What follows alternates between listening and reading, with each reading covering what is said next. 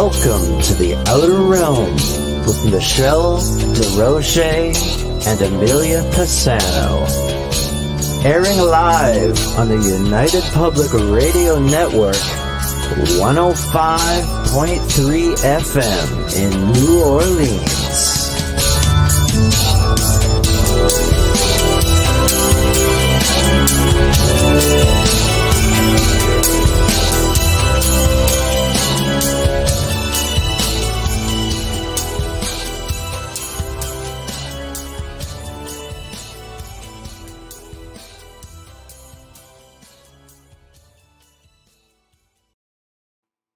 Good evening, everyone. Welcome to the Thursday night segment of The Outer Realm. We are broadcasting live on the United Public Radio Network and UFO Paranormal Radio Network, 105.3 and 107.7 FM from the city of New Orleans. Gotta get used to saying that again. Anyway, we're fully sponsored by the amazing people over at Folgers Coffee, who have been instrumental in keeping us here and have been a part of our journey since the very beginning. So thank you, Folgers. We just couldn't do it without you, and we appreciate you so very much.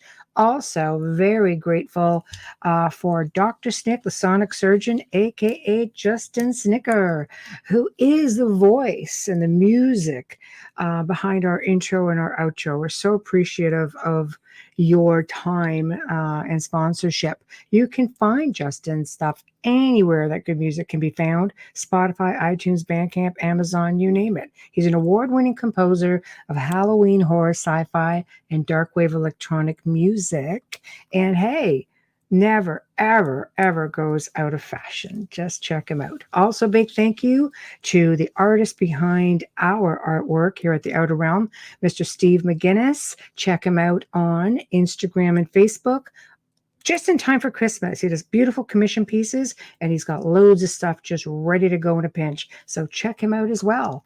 Tonight, we welcome the return of our dear friend, Dave Bennison of Historical Niagara. And the topic of discussion is going to be weird Niagara. I know it's kind of weird because it's like December and we're supposed to be all, but definitely it's us. So this is definitely a thing. Now, to be able to participate in the show this evening, head on over to one of the 8 chat rooms. And I have to say, before I name them off, remember, people, there are 8 chat rooms. It's like a super highway coming in one small lane. We will do our best to get to everyone. But for starters, head on over. Let's start with YouTube, UFO, Paranormal Radio, UFO Gods, and Extraterrestrials, and of course, the Outer Realm. Head on over to Facebook. Again, United Public Radio, UFO, Paranormal Radio, News on the Flip Side, Joe Montel, the UFO Undercover, Canada's Most Haunted, and of course, the Outer Realm. There we go. I think we are pretty much set as far as I know. We're all there. Everybody's going. So, Bubbles, how's it going? Hi, how are you? Good. You just got off doing another interview, so are you Yes, tired? I did just an hour ago. His premiere show on our network, Paul That's Francis. right. Yes, That's right. Yeah. yeah. So He's yeah, a it's good going to be a friend. great show. It was a lot of fun. I used to do a show with him back in the day. Back in the day, We used all to right, do all right, readings all for right. people on air, and it used to be afternoon for me because Right. he's in Cornwall, Mhm. UK.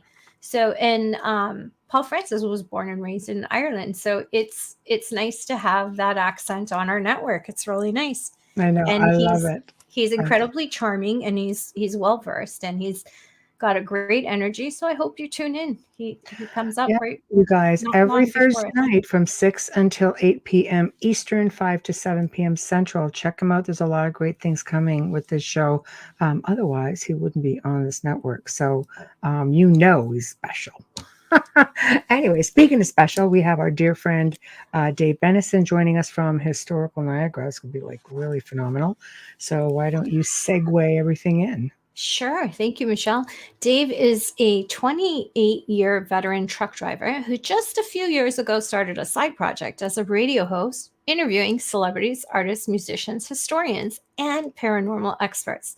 His love of history sparked the creation of an online web series called Historical Niagara that has become very popular, each week exploring the history of Southern Ontario and Western New York, Dave lives in Welland, Ontario, and also carves amazing staffs, canes, and pendants made from historic wood.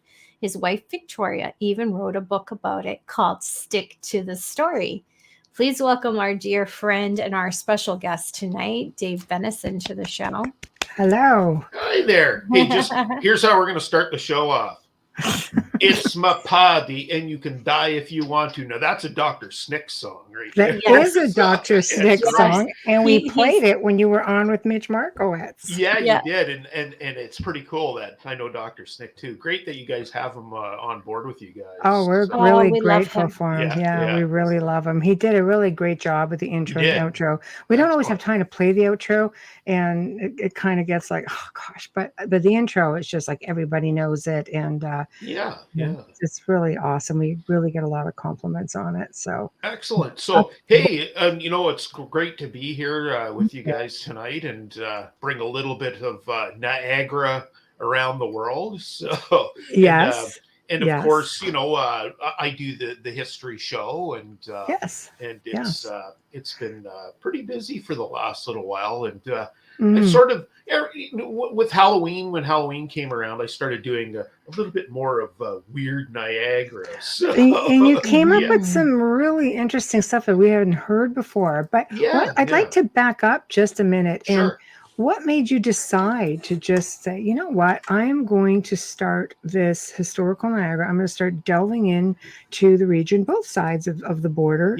I've noticed. And what made you decide to just go for it? Because I mean, you were really detailed. Like, you find some amazing stuff. Yeah. Well, I've always had a love of history. Like, when I was in school and stuff, history was sort of my strong point. Yeah, and me too. I loved it. And I always loved like geography and geology and stuff. And when I got into driving truck, and of course, like I've been to every state, every province over the last almost 30 years, and just that love of going all around, the U.S. and Canada. I started, seeing a lot of these historical places, and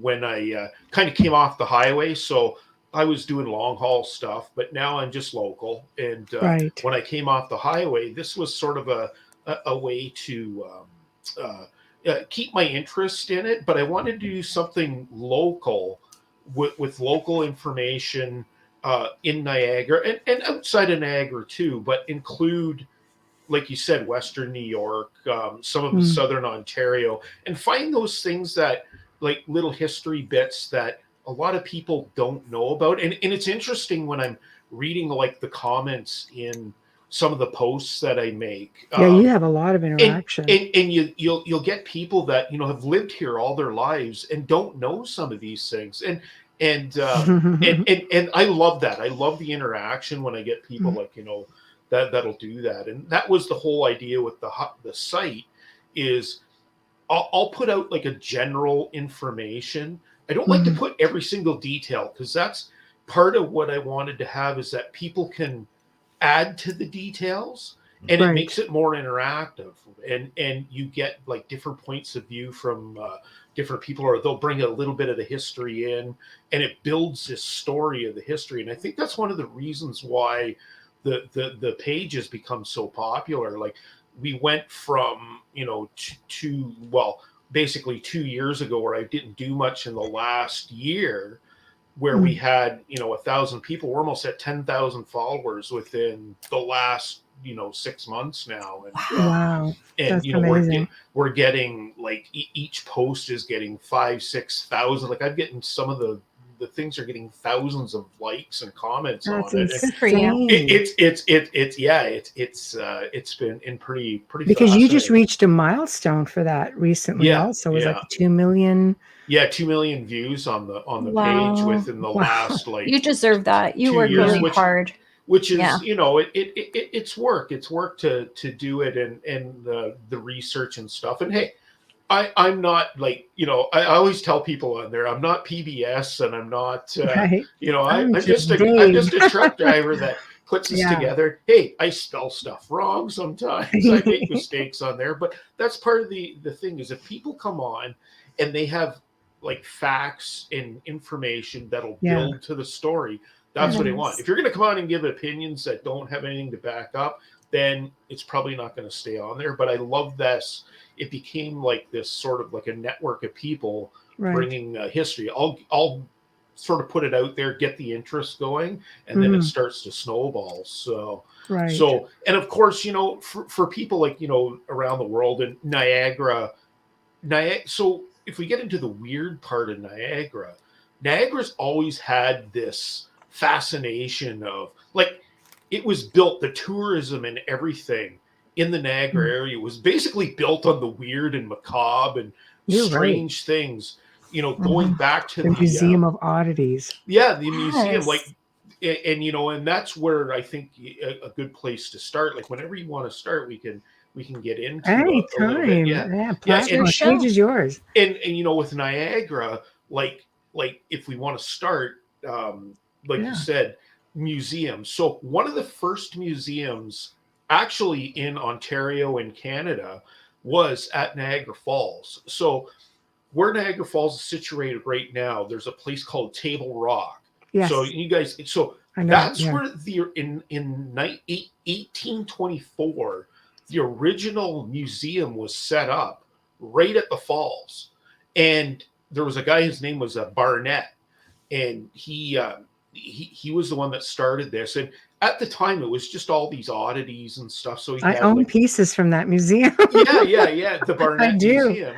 I do. I know who bought it out. We'll get into that. That was the original one, and it was there for, you know, into the 1880s, 1890s, and then he had fallen into some, I guess, competition with another group that bought that museum, and it actually moved to Niagara Falls, New York for a short period of time. Wow. And then it was bought and moved back to Canada, where it was situated, basically where it was for the longest time. And this goes back to the 1800s, doesn't it? Yeah, 1824 was the original one. Yeah. Wow. I never had any idea it was that old. Yeah. And of course, the one now, it's not there anymore. I think it was mid 1990s.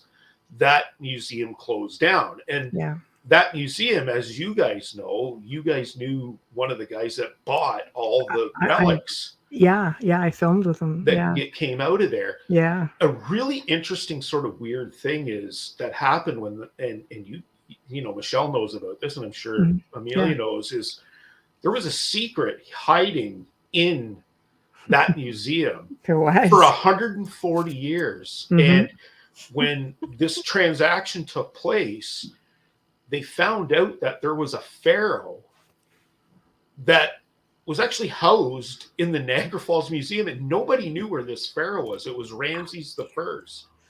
And big deal. And so for 140 years, it sat in Niagara Falls. Yeah. And nobody really knew what this was until it was discovered. And then the person that bought it was a museum in Atlanta who bought, I think, 6 of them. And they knew right away they were looking at a royal pharaoh, because the pharaohs have their hands up. Yeah. They're the only ones. So when they contacted Zahi Hawass out of Egypt, he could tell just by looking at the face who it was, because the Ramses family all looks the same apparently. And and because they sent him back. Like, do you know that part of the story? Yeah, he went back. They wound up sending it back to Egypt. And he got a passport. Oh, right. They gave him a passport and a king's welcome. And and at the museum in Atlanta sort of got carte blanche on any of the exhibits out of Egypt to come. They had first bids on everything, because nobody, you know how many people, as you know, they have Egyptian pharaoh, not just pharaohs, but mummies and artifacts, and they don't return them, and they were all illegally taken. And these were taken like they weren't legal. That's what you did in the 1800s, right? Well, that of course, that at that time in the early 1800s to mid 1800s, that's when, like, the British were, you know, they were going after all these tombs and stuff and taking all these mummies and stuff. It was second nature. They never thought about it then. I just always thought, like, what a place to start off that Niagara Falls is like the hot, and of course Niagara Falls, the town of Niagara Falls and the main part of Niagara Falls grew up around this, weird and stuff. You had you've had like Tesla there. You've had the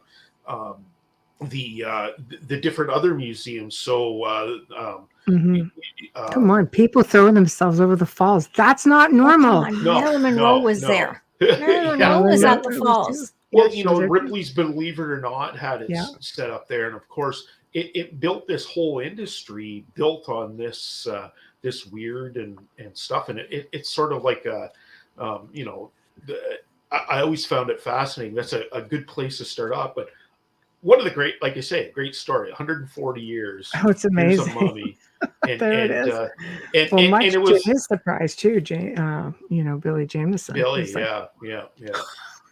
That's it. And of course, the collection, it was, a lot of it wound up going I've to seen his it. personal collection. Yeah. I've seen a good chunk of his collection at his home. It was just fabulous. And it was unfortunate too. Billy passed in I think it was 2011. So I think it was a long time ago now. And when I was invited to the party, he goes, "You're awesome. My Halloween party is the talk of the town. You have to come." I said, "It's the busiest night of my entire year." That's right. It doesn't matter. Nothing's more important than this. Okay. Yeah. And he did pass that summer. I was kind of like, oh, it was just really sad. He was really nice. He and Jessica were awesome. Yeah. But what a lot of people don't know about Billy, as we're on the topic of weird, that he actually spent 5 years in the Amazon with a tribe and learned all about cannibalism, and he ended up with authentic shrunken heads. Yeah. And he had me hold one That's time. Crazy. And it was a little, no, you want to hear crazy? This is crazy. Shrunken heads are supposed to look like a shrunken head with long dark hair. And he says, "Here, look at this one." And I'm just like, it was a little Caucasian red-haired man with a little red mustache. I'm like, ew. I cannot even touch this. And he goes, "No, really. No, really. Because this is just okay." Okay. Do we know what happened with his? Is the collection still in Toronto? Do we know? No, there were 2 auctions through Sotheby's, I believe it was. And everything was sold, and I mean the shrunken heads are authentic. There was some of them were going for like 60, 70 grand. That they can do that. How do they shrink a head? I have instructions. You can't use t-shirt. Honestly, I'm not kidding. Okay, then if I pass away before you shrink my head, put me on your Christmas tree. This little bobbly baby and Bob will always be with you. No, seriously, he gives me this t-shirt, and at the back it says "How to Shrink a Head." I'm like, for real? Oh, I still have it. Sand. I know, I still have it, but all I know is Wayne better be scared to hear this, that you know how to shrink heads. Anyone who knows her should be afraid right now. Very afraid. You're not far off either. So no. But you know. Go. I have 2 pieces. We've got a taxidermy peacock here. It's huge. That comes from the museum, and I've got a huge whale vertebrae that comes. Yeah. See, Michelle's got the museum. Actually, it's in Niagara Falls still. Right behind it's in your home. Yeah. But with Niagara, like there again, it's tying it back into Niagara, and of course with weird and things like Niagara's had such a turmoil history for the last 200, 300, 400, 500 years in the area, and we bring it back to everybody knows, especially in our area, Niagara is one of the most haunted areas around. There's a reason for that, is because so much turmoil, and with the War of 1812 and the battles with the indigenous people before that, the 1700s, Butler's Rangers. And then and one of the big things, of course, is the building of the Welland Canal. And when the Welland Canal was built in the early 1800s, which was an engineering feat at the time, but it also cost a lot of lives. A lot of people lost their lives building this canal. And for people that don't know, that are outside of Niagara, there's 4 Welland Canals that were built. The original one opened in 1829. and then the last one was built in just before World War One, somewhere around there. It started construction and was built, but there's 4 different ones. But like literally thousands of people have died over those 200 years. So of course there's going to be all these haunted places. Like there's so much, happening here, and you get a lot of weird things that kind of happen. We can get into a couple of we absolutely will. Tamara's got a quick question for you, Amelia. Can you get this? Yeah, Tamara's asking, hi, Tamara. Oh, yes, Tamara, yes. Was Niagara Falls not sacred ground to begin with for the natives? It was, yeah. And if we want, I can give a little bit of history. Yeah, absolutely. Well, you're welcome to. I mean, you have to understand the history to understand everything else. So the Niagara area is basically, we have Niagara Falls, and that Niagara Falls wasn't where it is now. So we're dealing with Ice Age stuff, and Niagara Falls was actually closer to a place called Queenston. That's where it started, where the escarpment is, and that goes back, 12, 14,000 years. But the indigenous people in the area, they've dated stuff back 8,000, 9,000 years in different areas. Yeah. And for a long time, like that group of natives that lived or indigenous people that lived in the Niagara area, they were called the French called them the neutrals. Right. And they lived here in and around the Niagara area. They had a lot of villages and stuff up until 1680.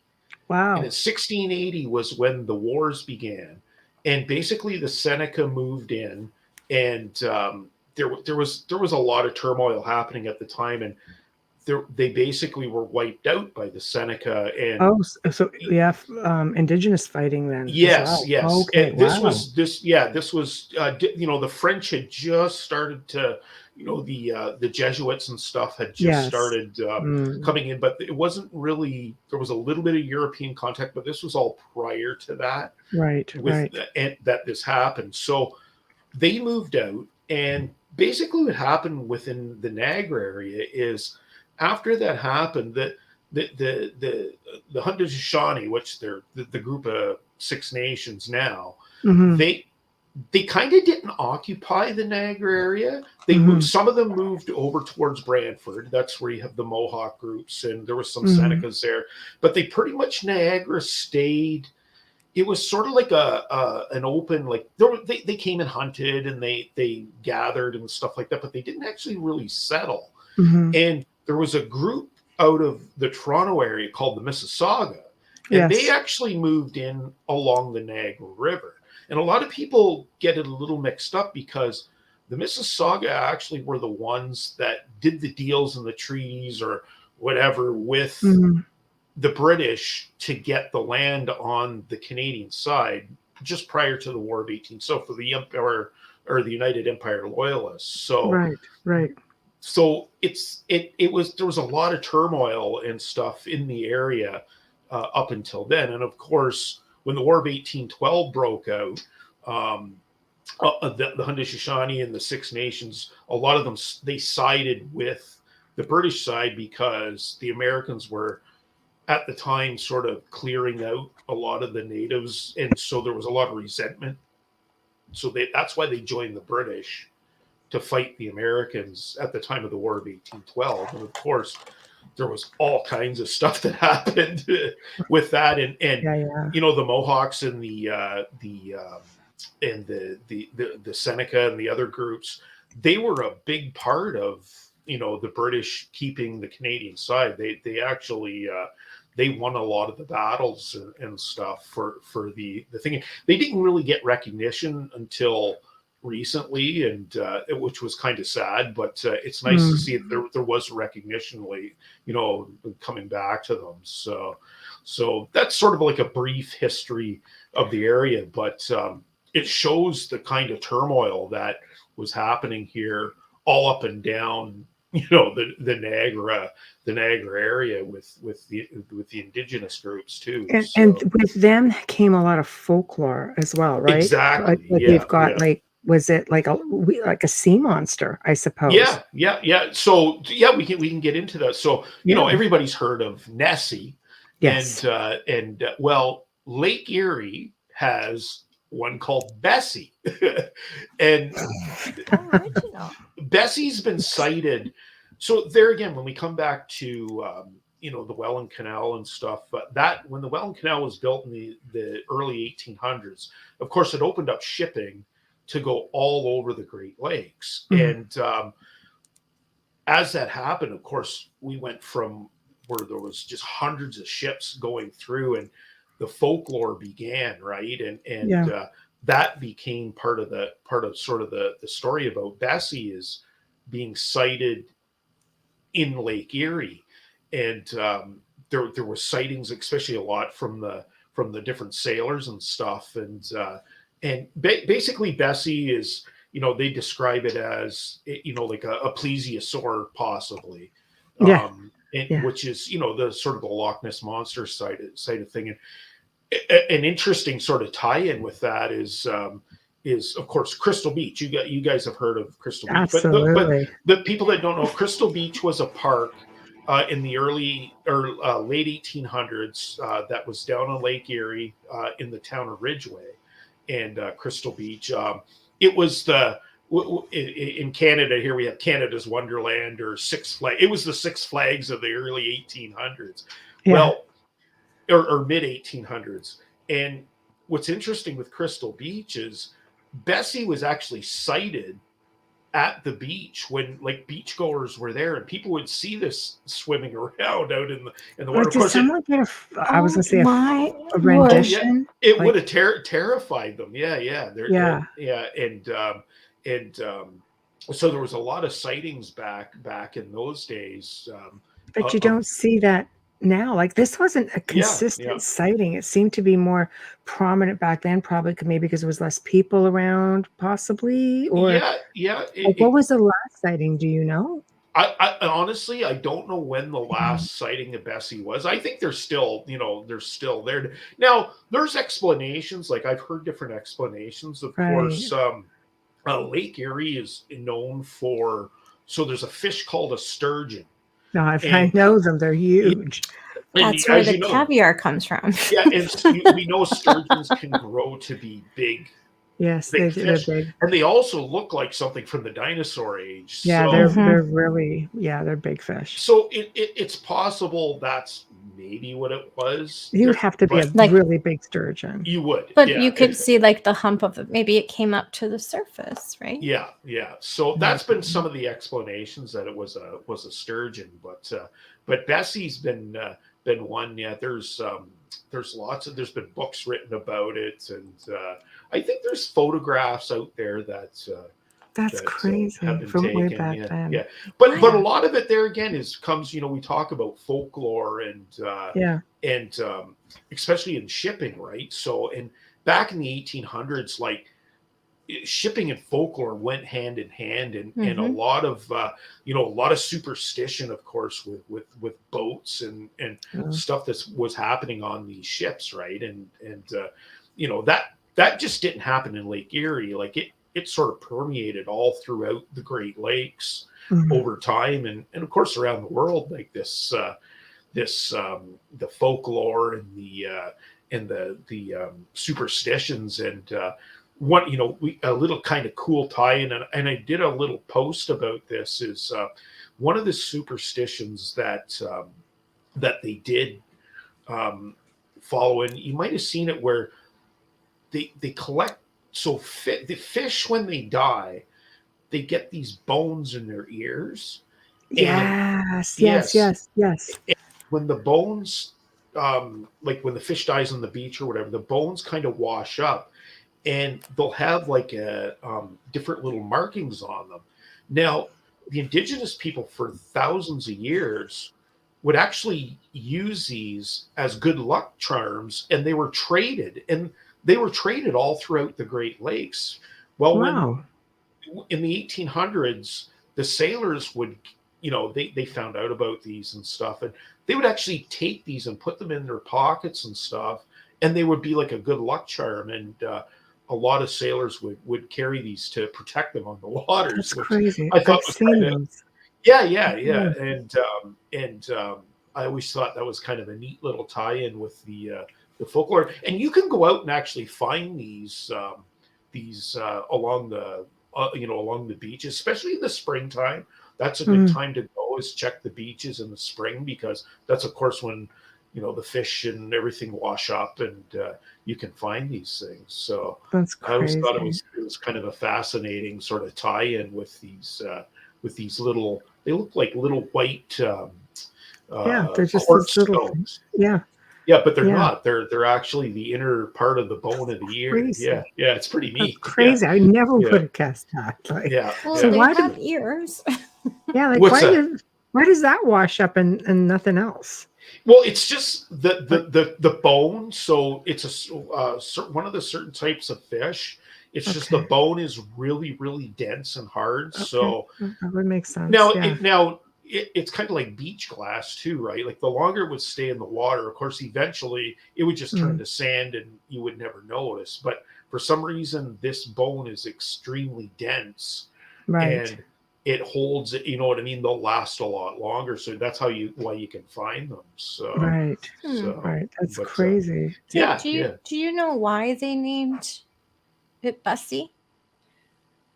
I think they just named it Bessy because it sounds like It's Bessie. It's just a it's like a cute lot of name. people named their Yeah, kids Bessie. Well, we know Nessie is because of Loch Ness, and that's why I was wondering, is there some kind of story to that, why it was named I'm not Bessy? sure why it was ever called Bessie. Because Lake Okay. Ontario is also said to have Ogopogo? Bessie No. and Ogopogo is Simcoe? no, that's out. And it was the No, Champlain Ogopogo was is BC. Oh, okay. What's the one called in Simcoe? I don't know the one in Simcoe, but I know the one. Simcoe. There's one in Lake Champlain, which is Unless Champ. my brothers were lying and they just wanted to keep me out of the water, because I'm I thinking grew up maybe. on Lake Simcoe in the summer. So But Maybe, there's been stories where the people have seen it in the Welland Canal too, right? So, It's deep though. I could see yeah, that. I mean, that's really crazy. yeah. But yeah, So- no, it's pretty fascinating. Like this whole area, and here's another like an interesting story that they're again born from the Welland Canal, and we got to get into this because I felt is of course. And there's stories of this all around the world, but I thought this one was neat because it started in the Welland Canal, and it's called the Black Dog of Lake Erie. Okay. Yes. Yeah. Okay. We're going to go with that one. Then I'm going to ask you a question about something else related. Yeah. But you go ahead. Okay. So the story with the Black Dog of Lake Erie, there again, we're coming back to the shipping. It all begins. It's kind of vague. They figure about 1840 or 1850, somewhere in that area. That's when the second Welland Canal was built, and so the story goes that there was a schooner. Remember, all the ships back then were sailing ships, right? Yeah. A schooner was going through the Welland Canal. I can't remember which lock. It would have been probably near Port Colborne. Yeah, like this is, just to clarify for people who don't know the area, this is one of the largest locks. There are so many different levels. Yeah. What would you say in Canada? Yeah. Oh, yeah. Like the locks. There's 8 or 9 locks now. Yeah. So and I mean, but 400 feet you're going up, aren't you? But back in that day, there was 40, and of course the original locks were all made out of wood. And then they were converted to stone in the 1840s. So this one is the story. The schooner was coming through, and they come into one of the locks. So of course the ship comes in the lock, and then they fill it with water, and it raises. That's how they climb, up the mountains and stuff. Is it raises the level of the water, and then it releases and goes. So the story is that the schooner had come in, and there was a dog, a black dog. I think it was kind of like a big, I don't know if it was an Irish setter or something, but it was a big black dog. And apparently the ship had kind of hit the side of the the lock, and it caused the boat to rock, and the dog was thrown overboard into the lock. Aw. And it's kind of, it's a little tragic, because what happened was apparently the sailors on the ship started mocking the dog as it was trying to catch back up, like it was paddling, trying to catch back up to the boat. And of course, I can't even hear it. Yeah. they were all, laughing and making fun of this poor dog. And of course, just when it got up, they would start laughing at it, and it would fall wet. Well, unfortunately, what wound up happening is the dog got crushed in the lock doors and was killed. Now, here's where it gets strange, is that when that ship had left Port Colborne and got out into Lake Erie, they said that night a bad storm came up, and just before the ship sunk and took most of the crew, the black dog showed up on top, like was on the ship with glowing red eyes. Good. And Angry. yeah, and it was seeking its revenge on this ship.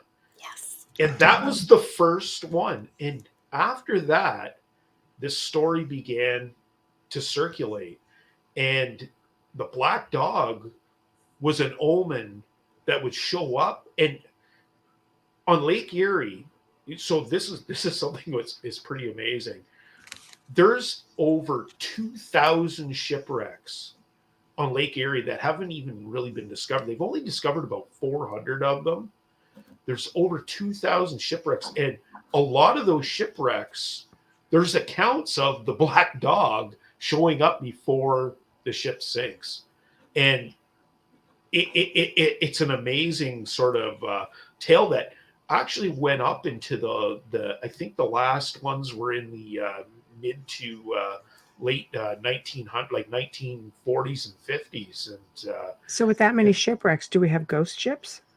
Oh yes, there's all kinds of ghost ships. Well, of course we do. Yes. They look at me like, of course. Yeah. So, You should know this. Oh, yeah. Okay, And, okay. And we're just talking about Lake Erie, but there's and of course the black dog story wasn't just contained to Lake Erie. It grew throughout all Lake Superior, Lake Ontario, the Great Lakes, basically, and all across the Great Lakes. Yeah, right. But I did a little article about it there, and it was pretty interesting. Up until recently, I'd never heard of that story, but apparently, like, there's been books written about it, and it comes back to that superstition again, with what I mean, and how it can really drive what I mean, like drive you mad. Yeah, well, and also drive like these stories, and they would grow, and I'm sure some of them were embellished, but who knows, right? So, right. So all I know is if I saw a dog with red eyes and my ship sunk, to get your life coat on, that's going to there it goes. Yeah, and it's an unfortunate thing what happened with the dog, but it is. But there again, it's something that started in the Welland Canal and then grew throughout the Great Lakes region in the 1800s. So we have the black dog. Do you know anything about the Port Robinson beast, or the beast of Port Robinson? Because it also is related to the Welland Canal, because when it went through, it split the city in half. Right. And there's a sighting. It's like I guess people will call them dogmen, but like a wolf that stands upright. We here in Canada they're called like wolf people, but in the US it's dogman. And there are a lot of sightings of it in the Port Robinson area, because everything was split because of the canal. I just wondered if you had heard anything about that. Well, what's interesting is you talk about that and about the split at Port Robinson, and here's a little interesting fact about Port Robinson is the Welland Canal. That's actually where they began digging it. So Allenburg to Port Robinson was the original spot where the first, I guess, shovels went into the ground. Right. And that area is known as the deep cut. And there's a reason for that. So a lot of people don't know this, but that area from Allenburg to Port Robinson was initially going to be a tunnel. They were going to build a tunnel for ships to go through. That'd be crazy. Now think about that, with masted ships Like going. those big ocean liner, or Exactly. those. Well, some of them are ocean faring vehicles, like boats, like. Yeah, and so you think about the concept of this, and they actually started building this. But here's what wound up happening is that area where they found out that the rock was unstable, and it started collapsing. It actually killed a lot of people. Wow! Right in that area, and they're like hundreds of people were killed in these collapses. And so then they scrapped the idea of doing the tunnel and just opened it up, called the deep cut. And it's in that area that you speak of this, and there could be ties, with this, like you said, with there's witnesses. I mean, up into the last handful of years, it was one woman who told the story. She was chased by it, and her car, there had huge claw marks down the car. They thought they ran it, and they woke up in the morning. It was kind of like I know where you are. I'd be like, freaking hell, I'm moving. Well, and that's it for me. One of the interesting things in that area is we don't have, so in the Niagara area, there is no large cats. So there's not, but there are sightings. We don't have like cougars and stuff like that. There are zoos around and stuff, but there's been sightings though of like a large black all over the world, and I was shocked when we were here. And go ahead, tell your story. Yeah, about the what I mean, about the black cats and the large cats that have been sighted in and around the Niagara area, and they probably haven't been here for hundreds and hundreds and hundreds of years, right? So so it's interesting how. Well, we filmed at a place that had a black cat attack, and it was at a stables. And they had a mare that died. She's pretty much sacrificed herself because one of these big black cats came and they were trying to kill a foal. And there was a stall, like it actually got into one of the stables, and I got pictures of these big claw marks. I can send you those. It was unbelievable. And our Ministry of Natural Resources, which are, I guess, like park rangers in the States, they were actually interviewed, and they said, yes, we have found bones. We have found traces of them. We know they're here. So it's just really weirdy when you think that that's something we can at least substantiate. Yeah, there's evidence of them. Yeah, exactly. Just they don't get seen. So they're very elusive, but there's a for sure. Yeah. But I thought it was interesting when you talked about Port Robinson. That could be a tie-in with this whatever. Maybe this creature is something that manifested from there again. All the tragedy, the death, the what I mean, that happened all. And this is not a big spot. Like we're talking about a matter of a couple of miles, right? So it's true. It's not a really big area. There's a lot that goes on. From what you're saying, it's just pretty confined. With a good chunk of the activity. Exactly. So of course, no, go ahead. No, you go ahead. Continue. Yeah, I was going to say, so it that's an interesting tie. And there again, it comes back to with the Welland Canal and all the stuff that's going on, and we've got some other stories too, though we can the stage is yours. Go crazy. And I was trying to figure a couple other ones that were interesting, and this was interesting when you live in the area. well, one I posted the other day, and I called it Weird Wednesday Post. And for people that live in the Niagara area, and there again, it comes back. It's a little bit of the canal stuff, but so here in Welland, there's 3 tunnels that go underneath the Welland Canal, and it's creepy. And what's kind of interesting is the tunnels, and it's a weird, Michelle and you guys have, it's a weird feeling sometimes when you're driving underneath, because you're going underneath ships. Some you see the ships going You over are, top. Yeah, but you got that water energy too, and you just feel like it's. And one of the interesting things is, so there's a tunnel. It's south of Welland, and it's called the Town Line Tunnel, Highway 58A, and they call it the Stinky Tunnel. And I've never been there. Yeah, but you might have heard of it, right? It's pretty famous down here, and anybody that lives here has gone through it. And when you go through this tunnel, it's got this really, really bad smell of rotten eggs from one end to the other. So it was built in the early 1970s when they built an extension around. It actually went around Welland. It was a bypass. So when they built this bypass for the Welland Canal, this is when they built the tunnels underneath. It made easier access, because remember I was saying there was to get across before, you had to cross lift bridges, and of course it takes a lot of time. Now with the tunnels, it's nice and easy. You don't have to wait for boats. No. But the Stinky Tunnel has, and of course there's always been like, well, why is it smell like that, right? So there's actually a scientific explanation for it. So is there? yeah.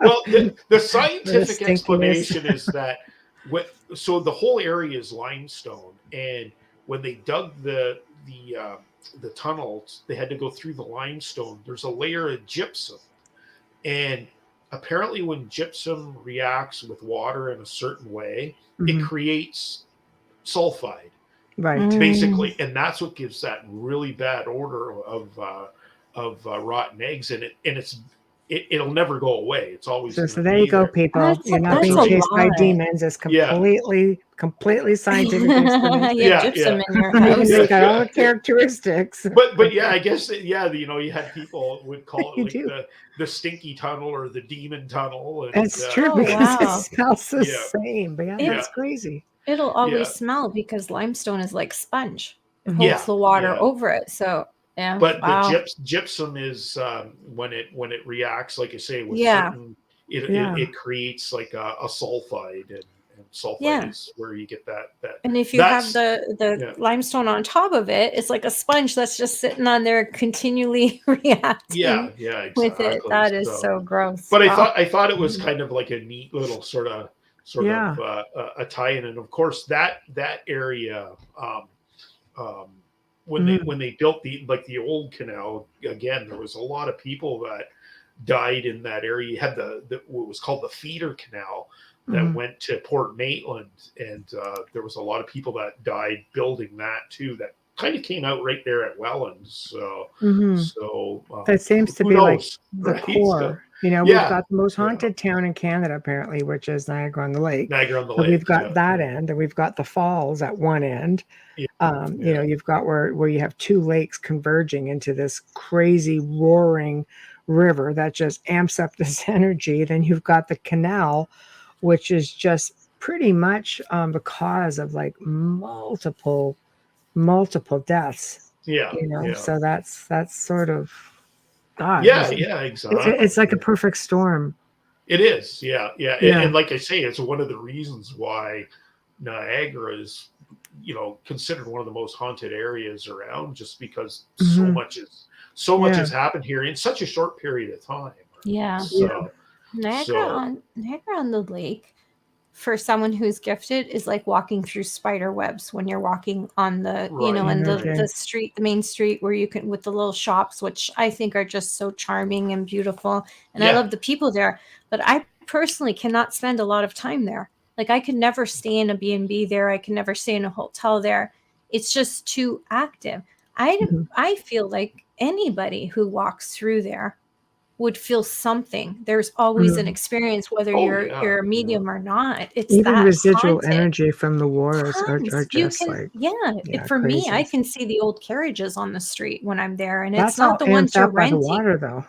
It's just crazy. Yeah. Up on the hill where they filmed from Dead Zone, when they look down where the pergola is. Yeah. That we were there for a picnic once. My family, like I made a picnic. We went out there. It would make John happy for his birthday and everything. And I couldn't sit to eat because it was just it was too much. Mm-hmm. But it's so beautiful. I love it there. Yeah. Oh, you're talking about the gazebo, right? Yeah. Yes. Sorry, I called it a pergola. Yeah. The gazebo, yes. Yeah. What's interesting with that gazebo is that was actually built for the movie. So that gazebo didn't exist. But what existed there was actually a huge hotel just on that property. Yeah, it was a massive hotel that was there that overlooked Lake Ontario. And that's, of course, a lot of stuff happened at that hotel over the years. I believe it burnt down in the early 1900s. I'm not 100% sure, but you can actually, when you go there, you can walk up and you can see the old foundations of this. And there's pictures of this hotel there. It was immaculate. Yeah. That's what originally was there. So of course you're going to get all that residual energy. You will. Yeah. Well, that happened. That happened before I knew how to control it. So it was creepy for me, but I want to go back because I do think it's a beautiful town to visit. And that, like I say, that gazebo, it was made when they did the movie. So it's actually become part of Niagara on the Lake. How would you say, recent history, right? So, but it's become part of the lexicon. Of course, that movie, they filmed. You got the Screaming Tunnel, right? Which was another place that's in Niagara. That's really famous. Of course, anybody that's from this area knows of the Screaming Tunnel, and of course, it's probably one of the most. How would you say? For paranormal researchers, I think more paranormal researchers have filmed at that place and done stories than anywhere else. And there's a lot of information on there. You can go and look it up. But that was another place where the Dead Zone was filmed with Christopher Walken. Really iconic scene, and you can go there. It's still there. A lot of it's pretty accessible to people. I also find that Niagara has turned into a UFO lookout sort of location. Well, one of the things, like, and I don't know a lot about that, but I know you've mentioned it to me about Niagara Falls itself and the gorge that leads up to the falls. And like, there's been sightings of, mysterious lights and stuff coming out of the falls and out of the river and stuff. Well, I mean, there's out of the falls, I don't know, but I know out in the gorge area, it's the deepest part. It's like about 450 feet down. And it's funny because I have a friend, very, very gifted elderly gentleman, and he would usually say, "Oh no, there's something down there." And then we work and we're like, "Yeah, something there." Wayne comes around the corner, sees something, shoot right out of there and stop and go, and within 5 minutes, military helicopters were coming around, and we're just sitting there going, "Well, that was what?" So there's something to it for sure, but I also there's also like there again, we got to remember, and Michelle alluded to this, is knowing you guys live down there, is that there's a lot of rescues happening all the time. Oh my too, God, one a week. At least, and a lot of them, of course, end in tragedy, which again leads to more of the paranormal stuff happening in that whole area. So absolutely, I can't imagine how many people have fallen over the falls. Oh yeah, whether on purpose or not. Yeah. No, well, I mean, sometimes over time, like in the last 100 years or something. Oh yeah. Well, a substantial number. Yeah. Actually, it was something. It sort of triggered something, if you want, a little history thing, and I of course, there's I'll call it the dark part of Niagara Falls. So this is something that happened there. Again, a lot of people don't know about this. So in the 1800s, mid 1800s, there was a big push to get like tourism to come and tourists to come and check out Niagara Falls. So some of the hotel owners got together and had this brilliant idea. They were going to take a ship, dress it up like a pirate ship, and send it over the falls. Oh my God. And they decided to put animals on it. Oh. Yeah. I'm getting really angry with this animal stuff. Yes, okay? yes. Now there is a bit of a twist. We'll come to it, but it's true. It actually happened. They took this wooden ship. They told people, they actually sold. So what they did was they sold all these dinners for people to come from all over, Niagara, Western New York, to come watch this spectacle. Now, nothing like it has ever been done before. They dressed this ship up. They told people they had like elephants, giraffes, and all these like exotic animals. Well, the reality was they didn't really have that. It wound up being, they had a couple of bears. I think there was some goats, a couple of cows, and they put them on the ship, dressed it all up. Of course, all these people came. It's macabre. That was huge Victorian times. Yeah, remember, this is it was all macabre. Time. Yeah. So, of course, not knowing the dynamics of how the falls works, they sent this ship down, and of course, as people in Niagara know, it's not going to get to the falls because there's so many rapids and rocks. So what wound up happening is the ship basically broke up above the falls. Most of the animals actually escaped. Right. And the bears and the animals, I think they only said a couple of geese and it might have been a cow that maybe went over with the debris. Yes. But here's what happening is that it was a sort of a change in attitude. They always said it is the people that actually went and watched this were disgusted with it. Yeah. And they wound up not paying for all these meals. So these guys spent like at the time, hundreds of thousands of dollars in these meals. Yeah. And they never made any money. They actually lost their shirts over this. And it was never done again. And I think some of them lost their businesses because of it. But it was sort of like the ultimate revenge. But there's stories of these bears being, and the cows wandering around on the top of the falls there. Well, they'd be all messed up too. Yeah. But it was something that was attempted. Yeah. And, that's crazy. I always thought it was sort of the dark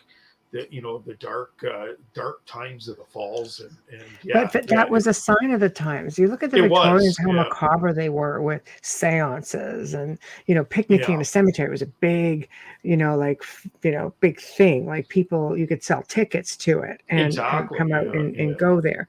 Greeting cards were all very macabre. At Christmas, you told stories instead of getting a gift, like ghost stories. It was really a sign of the time just to do outrageous, dark things. Oh, yeah, exactly. But was it considered dark at the time, or was it just considered normal? Oh, yeah, but that's what made it so intriguing. Yeah, and people came, like they said, people, when they did that, people came from New York City, and at the time in the mid-1800s, that wasn't easy. You know what I mean? It wasn't easy to do. No. So people came from all around, but I guess, like I said, the sort of take back and, it's disgusting and stuff and that, but is that the people actually saw this and were like, wait a minute, this is wrong. Right. Yeah. And then it was never done again, which thankfully, you know what I mean? Yeah. Oh, no, for sure. Yeah. They'd get lynched if they tried that stuff now. Wow. Yeah. Well, the mid 1800s and later 1800s were all about world fairs, right? That's how they had jobs and things like that. Yeah. All around. Yeah, exactly. So, wow. but so that's some of the weird things that have happened in Niagara. But there's one that we got to talk about. That there again, it was not a recent discovery, but one that I found out a few years ago, and I did a post about it. And so we all know the Bermuda Triangle. Yes. But do you know there's a Bermuda Triangle in Ontario? It's on Lake Ontario. There's the Lake Ontario Bermuda Triangle. Yes, and Lake Michigan. Yeah, and one in Lake Michigan. That's but right. the Lake Ontario one's pretty interesting because so you have Lake Ontario, big long lake, and at the I guess the east end of the lake, where you have Kingston, and then on the U.S. side it'd be like Oswego, that area. There's an area and it's not very big. It's a small little area. And over the last 200 years, I think they've said there's been over 400 ships that have sunk in this one spot. That's crazy. And it was always like over the years, like, well, why are these ships like all sinking in this area, right? And not just sinking, but like disappear, like ships just completely disappearing, like off the map. And there's records of like ships coming into this zone, and like the Bermuda Triangle, their compasses and their instruments start acting all haywire, and then the next minute the ship's gone.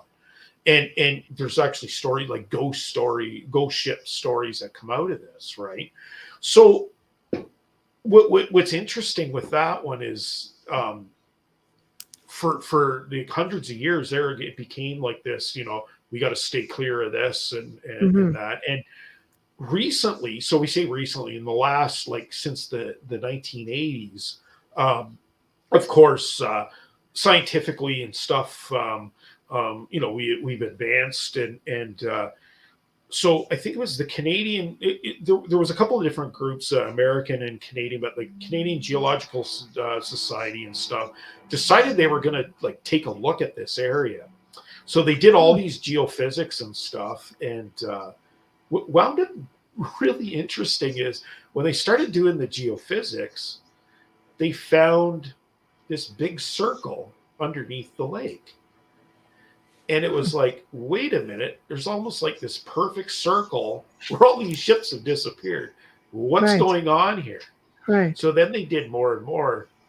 And now it's believed that this is an impact site of a meteorite that struck the Earth. The magnetics. Yeah, it struck the Earth back, and I believe it was the Devonian time. So like, I don't know how many millions of years. Yeah, exactly. But yeah. Because it was under the lake, it was never really discovered. But they think that's what's happening is all the chunks of meteor. Yeah. Of course, meteorites are, certain ones are really magnetic and stuff, and that's what's throwing everything off. There's also a shoal around there that in bad weather could be enough where ships would actually get into this and be like, you know what I mean, hit the shoals and cause them to bottom out or different things.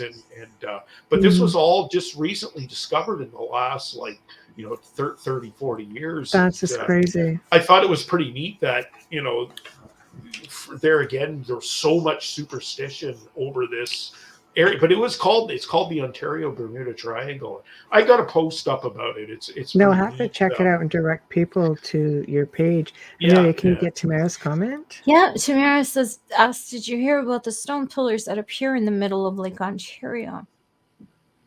No, I've never heard it. But I bet you're going to go looking for it. Yeah, I'll look at that. So, we're expecting a post. The one interesting thing I did find out about Lake Ontario is, and there again, this is, it leads to something that they've discovered recently is, we hear about like California and earthquakes and the unstable grounds, and they've actually discovered that there's a pretty big fault underneath Lake Ontario, and there's all these like really weird cracks, and actually Lake Ontario gets a lot of earthquakes, but they're small ones, so they're not, you know what I mean, they're like 3, like 4, they're little tremors, and we hear about it every once in a while here in Niagara. We might get a little shock and stuff, but it's actually a fairly active, it's just a low end active, but there's all these I actually watched a documentary on it, and they were showing about all these really weird cracks in Lake Ontario, and they're saying, like, eventually it could build up to something where it's a lot bigger than we think, right? We think we live in this stable area, but there's a lot of instability, right? Everybody moving from the shores. Yeah, but now every time I see that thing, I just picture this meteorite like impacting, and of course, with when the Ice Age came, Lake Ontario, of course, was all covered in ice, and it was a lot of that crater would have been erased by the workings of the Ice Age, right?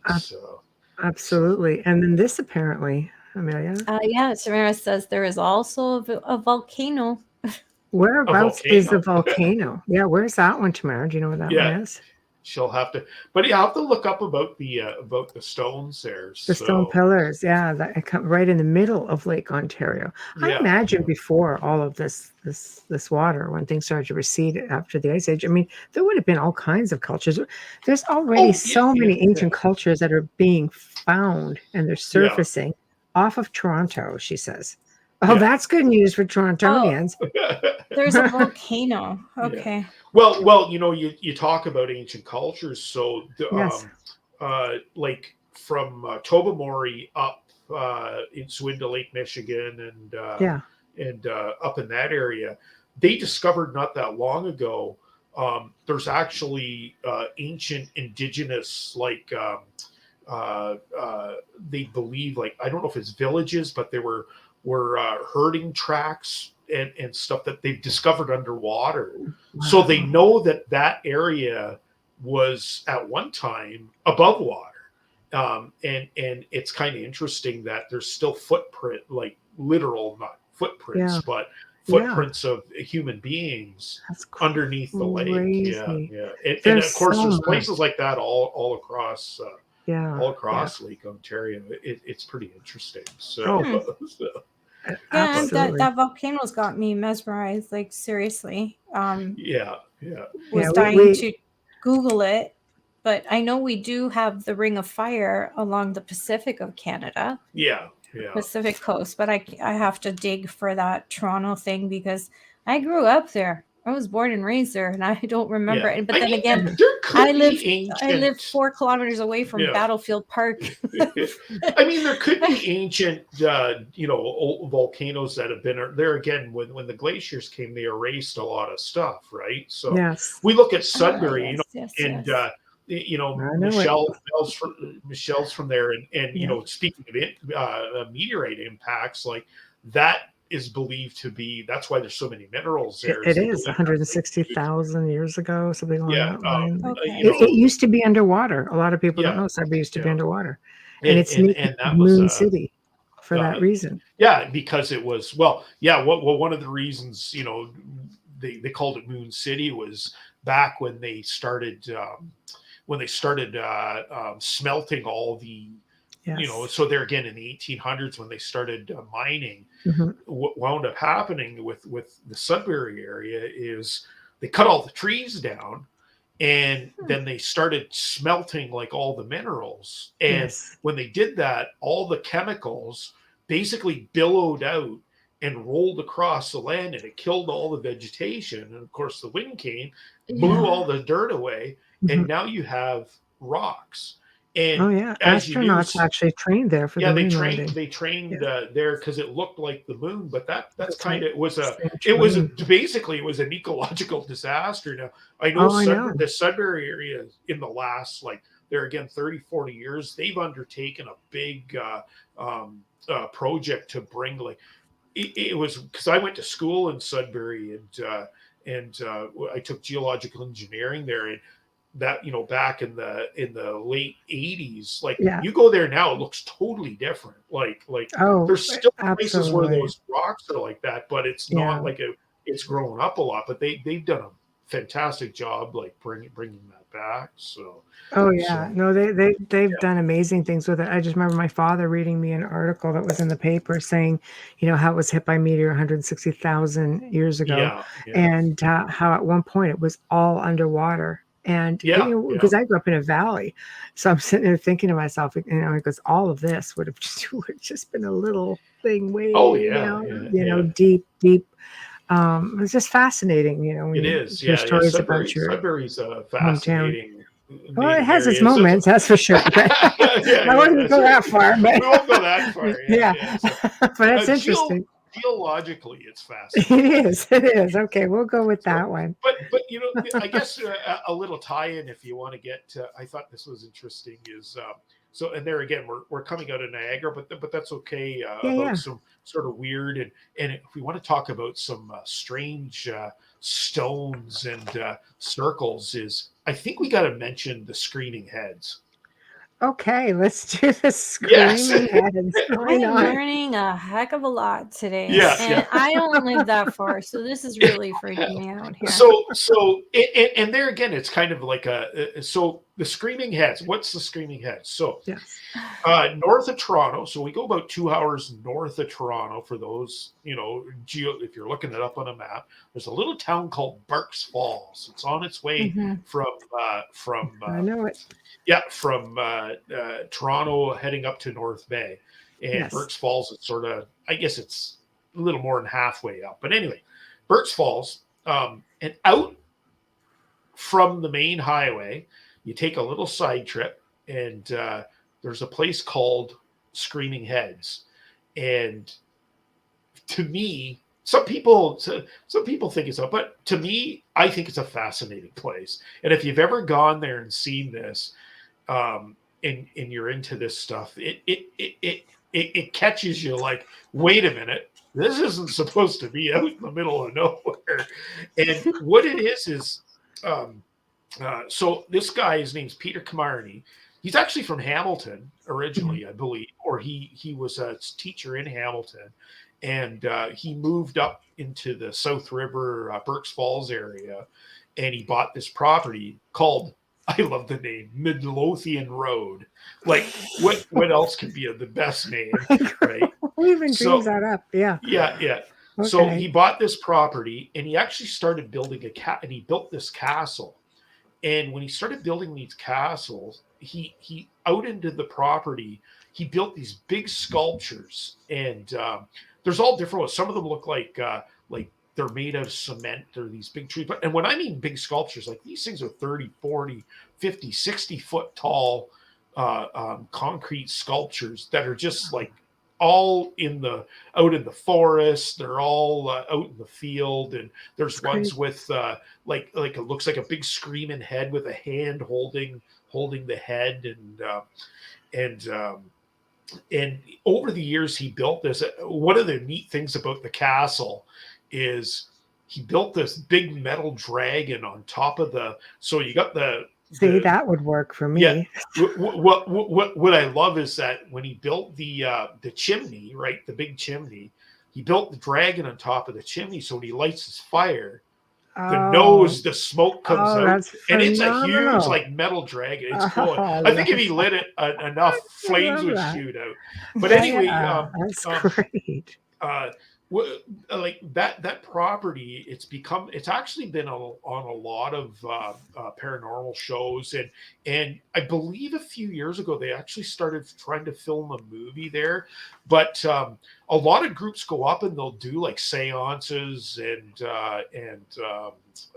a lot of the pagan and the Wiccan groups, they sort of use this to channel and focus energy. And it, to me, like it's such a neat little place to go out and see, and it's out in the middle of nowhere. Like I think it was actually featured on a show called Weird Homes.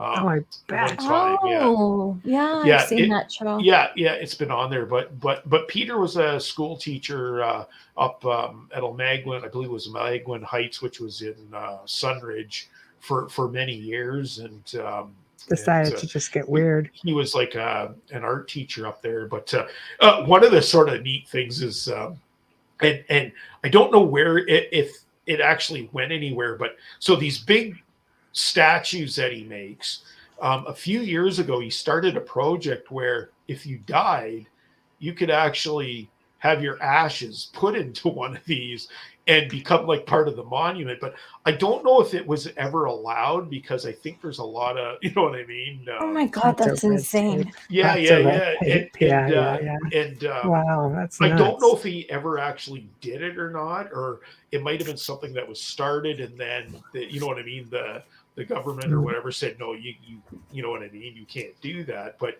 I always thought it was kind of neat, like It's very cool. what a sort of neat tribute. But it's a place there again. If you go on my Historical Niagara page and just type in Screaming Heads, it'll come up. And that was interesting. Was you know, when I posted that, like, a lot of people know about it, but a lot of people never heard of this.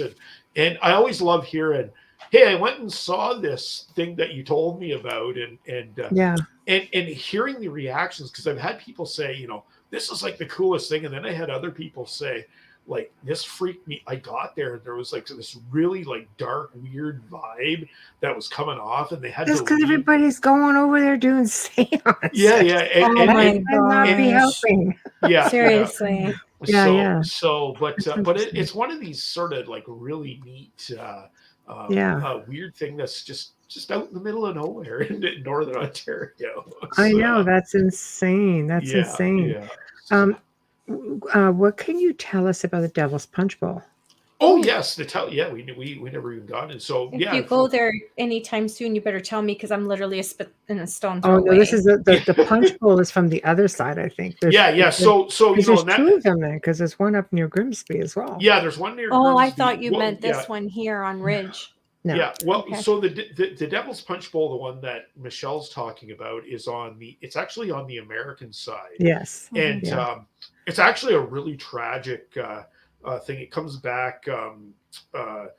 We go back in history there again into. I believe it was before. So this would have been before the War of 1812 that happened, and once again, we come back to the Seneca had just kind of moved into the area, right? And the British, there was that whole area. There was so the Niagara area for the longest time there was a lot of fighting going on. One was to control. Remember, before the Welland Canal, in order to get from one lake to the other, you had to go through the Niagara River.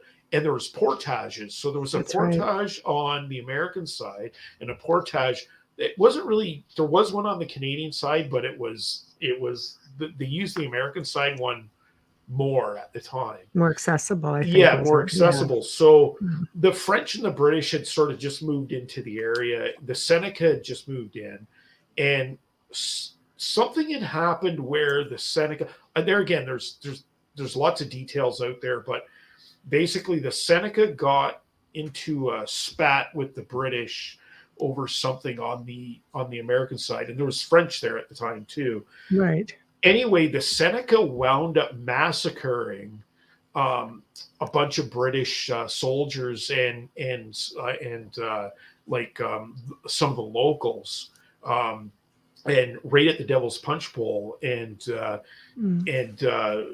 they actually, the little river there, they called it Bloody Run because the Seneca actually drove like the wagons and stuff over the cliffs, and like, you know, so many people had died in this massacre that the water actually, the little river that's there, actually ran red with blood, so that it's always been called the Bloody Run. And so the Devil's Punch Bowl is there's a cave down there, and it's said that some of the British and the soldiers and that kind of fleed into that cave area to sort of try to shelter themselves and protect themselves, but they wound up getting massacred right in that one area. So you got a high concentration, and of course that place is a hotbed for paranormal activity, and not only that, but also there's supposedly a curse was put on it, and so they always say, you know, if you go to this, you have to be very, very careful, and you know, you could potentially be subject to this curse, right? And but that's it's right basically located in the town of Lewiston, Yes. New York. So it's Right across. between Lewiston and Grand Island there. Yes. Basically right where the Stratabeck power plant is. It's just down the road from there. That's craziness. Yeah, and you can go down and visit that, but that's sort of the back. There again, there's so much more history. I'm just giving the Cole's notes. Cover. Because and that's the thing when doing these stories. Like there's a lot of information, and when I do like a Facebook post on it, if I put every single bit of information on one post, like nobody would actually read it because there's so much stuff. So that's what I try to do. I try to get the basic, a couple of points to get people interested, and then build it from there, right? But absolutely. But that Devil's Punch Bowl and is an interesting one that's set up. It is. I think a lot of people have filmed their shows have been done there. It's a very intriguing spot. Yeah. But we do have to take a quick break for sponsor ID and station ID. Yeah. So, okay. Actually, we come back and we'll do. How about we do one more when we come back? Yeah. And, okay. Yeah, and I'd like to know if you have any if you want to put a book together with your posts and photographs, I think you should consider that. Seriously, all those posts, all that research is yours. Yeah, that's right. Yeah. So think about that. That makes for an interesting. I love coffee table books because they create conversations when you're sitting around them, right? Well, my wife's the book person. So. Yeah, well, she can write it for you. You give her the information, and Victoria can write it for you. And I got to say, thanks, Tamara, for the questions too. There we go. She's our third host. Right. We love Tamara. All right. So, you are listening to The Outer Realm with Michelle DeRoche and Amelia Pisano, coming to you live from the beautiful city of New Orleans. And we are live right now on 105.3 FM as well as 107.7 FM radio. Tonight we have our dear friend and our special guest, Dave Bennison, in the house, and we are talking Weird Niagara. If you wanted to learn history, trust me, I don't live far from there, and I have learned a heck of a lot tonight. You don't want to miss this one. And if you're just tuning in and you want to start from the beginning, you can stream or live on start again. Or listen to our archives. I've been like this all day on the platform you normally use. Shout out and a thank you, of course, to the amazing people at Folgers Coffee for fully sponsoring our show from the beginning. And we love you and thank you for your continued support. And a special thank you goes out to for our intro and outro to Dr. Snick, the Sonic Surgeon, Justin Snicker, award-winning composer and musician. You can find his music on Amazon and Bandcamp and find him on Facebook and Instagram. Speaking of which, if you are there right now on YouTube or on Facebook, please give us a like, subscribe to us on YouTube. It doesn't cost you anything. It's free. That's right. Okay, so thank you, Folgers. Thank you, Dr. Snick. And then go check out Facebook for Historical Niagara and check out Dave's content, which is growing by the day and with millions of interactions. So go check it out and see what all the buzz is about for real. So after the show. Yeah, after the show, not right now. Right now, you have them in person. You don't need That's to go right. to the page. You can ask questions and chat. Yes, right. So, where do you want to tackle next? Then we'll do one last one because we know we only have you for a little while. Well, Amelia had sort of alluded to a place called Grimsby. Yes. And I thought it would, a good way to sort of end it off is of course, Grimsby in the Niagara area has its own witch. Mm-hmm. And have you heard of the witch of... Yes. Yes. Oh, I thought you were referring to me. I don't live in No. So I'm teasing. You're easy to tease. Hey, I saw you said you were drinking coffee when you were reading that, but you're getting a little slurry there. You should have It's been a day of slurs. Seriously, all day I've been like, Yeah. So in Grimsby area, there's a conservation area, and it actually has its own. It had its own authentic witch that lived there, and and I always thought it was pretty fascinating. Of course, a really interesting area, the conservation park, and that's there, and they there again a lot of Indigenous history. The Neutrals had so for thousands of years, not far from where this is. So there's actually caves located, of course, all along the Niagara escarpment. There's different places with caves in it. Oh yeah, everywhere. And but this one here in particular, not too far away, was a fairly large size Indigenous village. The Neutrals there, they lived there for possibly thousands of years. Not far from these caves. It's believed that these caves were possibly used as like a cold storage area, and it was used as that later on, of course, when the United Empire Loyalists and the British had moved into the area. It was actually used as that. But there was a woman that lived there, and she called her. So she was actually considered a good witch.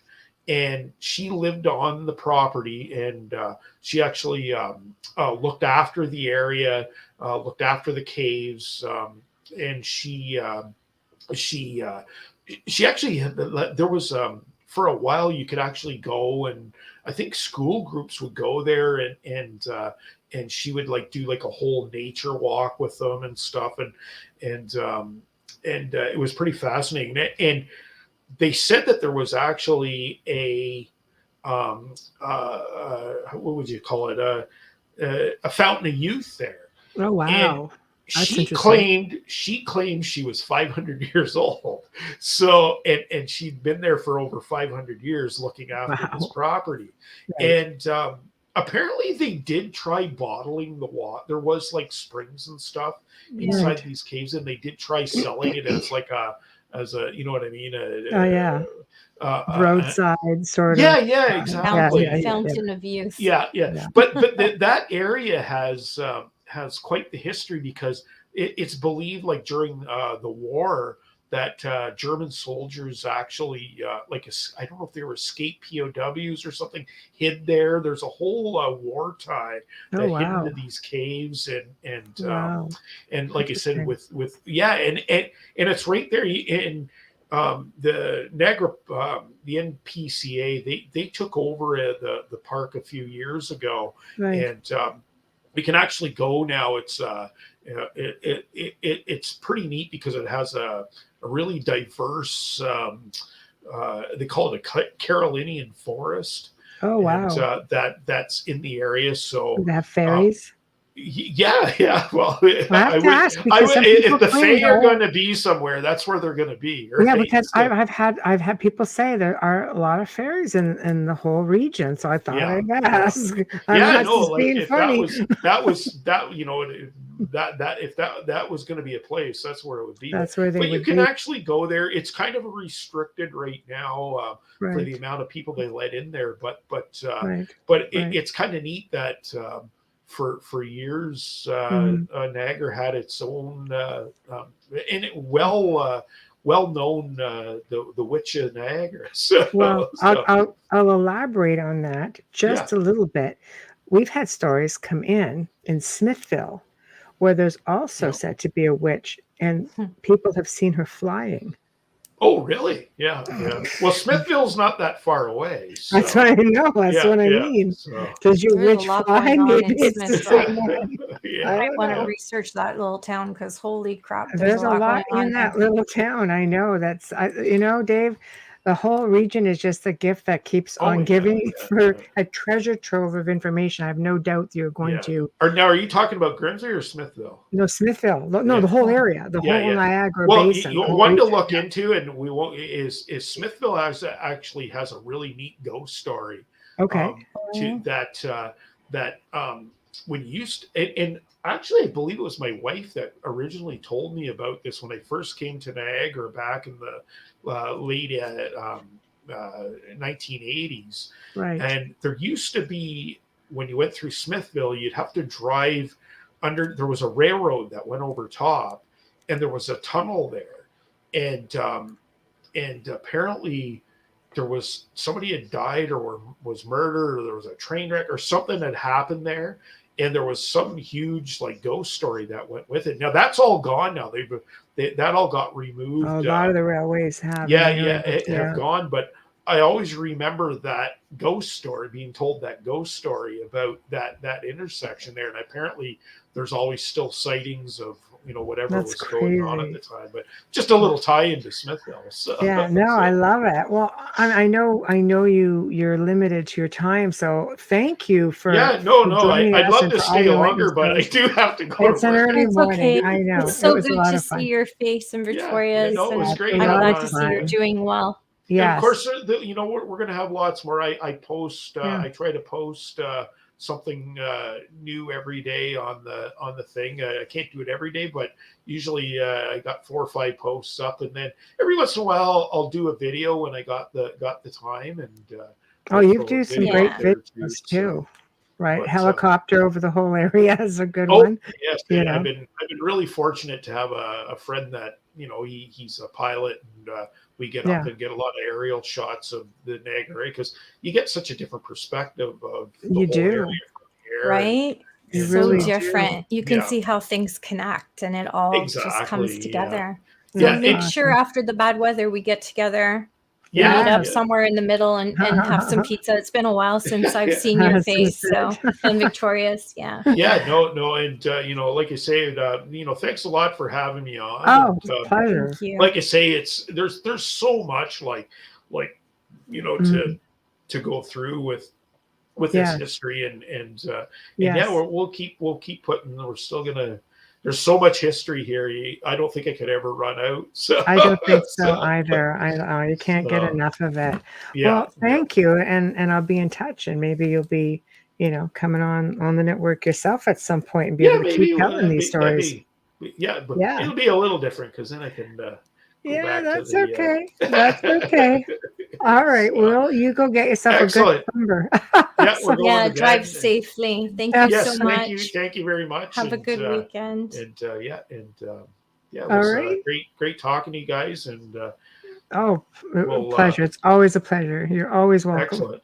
It's my party, and you can die if you want to. I got to see. That's the problem. You played Dr. Snick, and now that song's stuck in my head. It's the one that sticks in my head. You need to go to bed. You have to release it. That's right.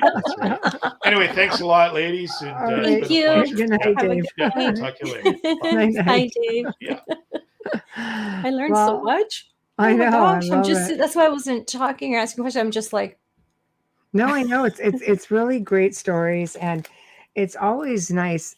One thing about it, though, I mean, the whole world is full of rich stories. It's nice to live in an area. I've always lived in areas that have had really phenomenal stories, and I always want to bring up Dolly's here as well from earlier. If you want to catch that one here. Yeah, Dolly Road. Here's one for you. Was a long haul in Pennsylvania and stopped at a truck stop called White's. I got creeped out because they had a Nazi museum in there. It for real was 2005. I have seen that on television.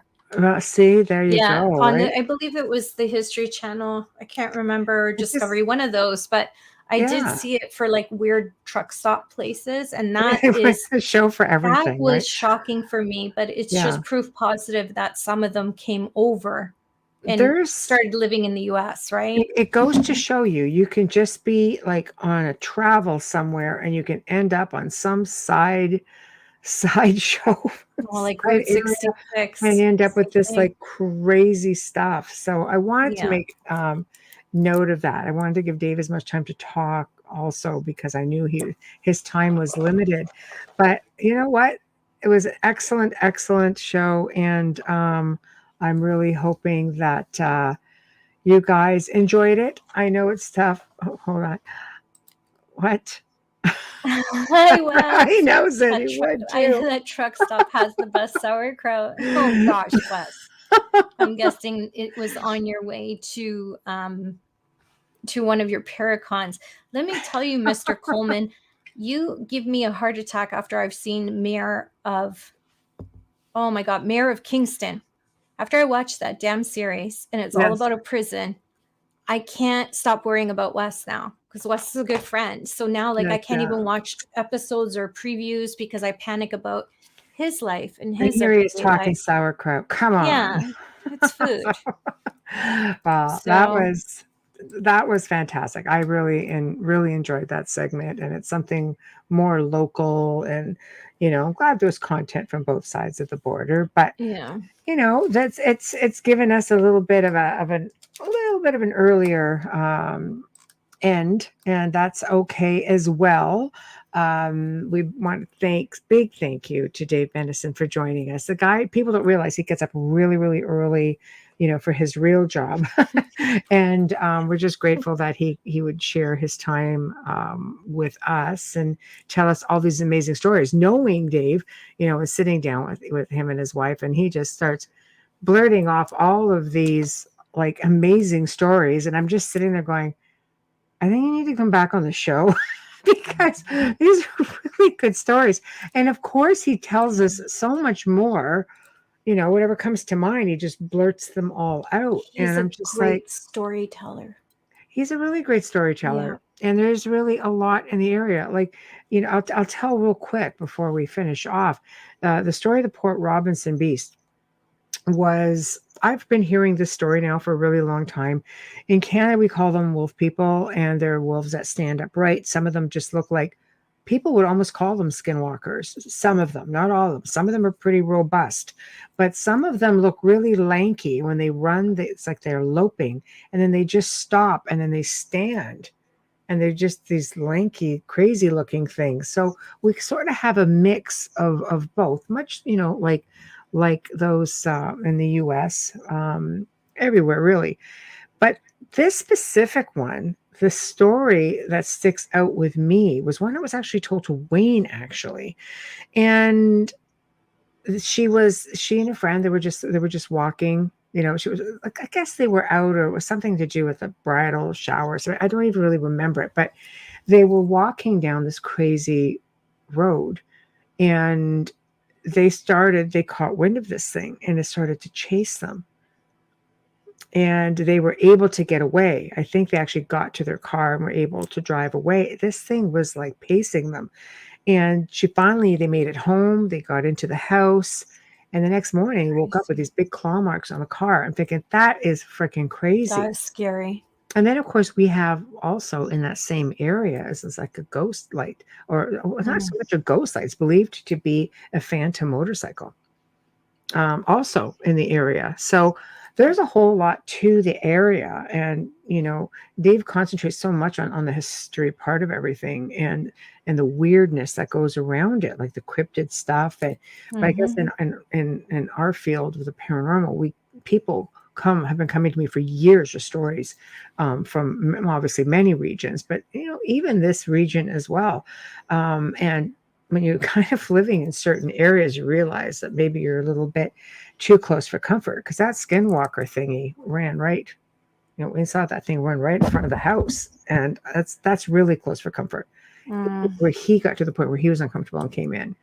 And he's very, very logical, and he's kind of went, yeah, I'm good right now.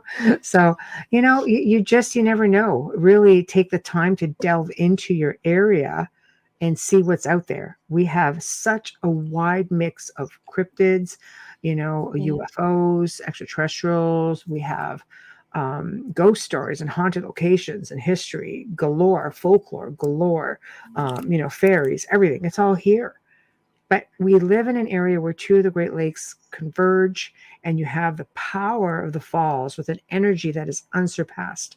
It's no doubt that it gives life to literally everything. And, all I'll do is I will leave that right the freaking heck there, because we could go on for a whole Q&A for another 2 hours. She's mad.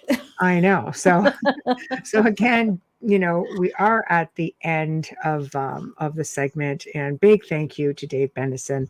It's just always nice to share time with friends and hear what they have to say. Big thank you to Folgers Coffee, who sponsor the show. It's just thank you. We appreciate you so much. Big thank you to Justin Snicker, for providing us with your music and your voice. for the intro and the outro. We appreciate you so much. If you guys are looking, for specific content, you have questions, etc., you name it, please, 2 ways only. The Outer Realm contact@gmail.com. That's the Outer Realm contact@gmail.com. Or just go to our Facebook page, The Outer Realm, with Michelle Desrochers and Amelia Pisano, and click on the email button. It'll take you right over to us. And again, we do try to answer people in a timely manner, but it does get a little bit congested. Wherever you're watching the show tonight, again, if you love the content on the channel, please support us by subscribing, liking, following, you name it. We appreciate you all so very much. You make the show that much more exciting, and your continued support has us into millions of people tonight. And all you've got to do is just even go check out our audio archives. We are an FM station. We're just not strictly podcasts. So our audio archives tend to do the best. If you go check us out on SoundCloud, you can see the network shows and how well they do, but you can check out the Outer Realm and see how even our archives get into the hundreds of thousands, and some have reached into the millions. So we're very fortunate, and it's a very humbling experience. And that's thanks to all of you guys, all of our listeners, all of our participants in chat, all of our amazing guests. So that's a huge, huge thank you. Now, next week, we have 2 new people who have never been on the show. Wednesday night, for the very first time, welcomes Jacob Cooper. He's going to be discussing his book, Life After Breath with a B, breath. And he's a certified hypnotherapist who specializes in past life regression therapy. He does a lot of different things, and I think you guys are really going to dig this a lot. So make sure you tune in. Thursday night, also very cool. I have a feeling Rob Guttrow, I hope I said that right, will be a repeat guest because he's got so many books out. But because of Christmas, we thought we would keep something very lighthearted, as lighthearted as we can for December, as we always do. He's going to be discussing his book series. And again, this is just, one set of books, Pets and the Afterlife. He's got book 1, 2, and 3. And there's just so much more to him. But we thought this might be kind of nice because, we want to make sure that our fur babies are okay. And it's always nice to hear experiences. So we brought on great content pertaining to pets. Last December, we thought it would be nice to do it again. So tomorrow, check out the Church of Mavis at 8 p.m. Eastern. Always a lot of fun. Guys are great. And then at 10, get ready if you really want some hardcore politics. If that is your thing, watch for the Centralists at 10 p.m. Eastern and 9 p.m. Central. A lot of bantering going on, but a lot of information as well. So anyway, have yourselves a fantastic weekend. There are great things coming here on the Outer Realm. I can tell you I've been in contact with some unbelievable guests, and 2023 is just going to be jaw-dropping. So anything you want to say, Bubbles, before we say goodnight to the nice people? No, just have a great weekend, everybody. All right. Stay safe. Good night, everybody.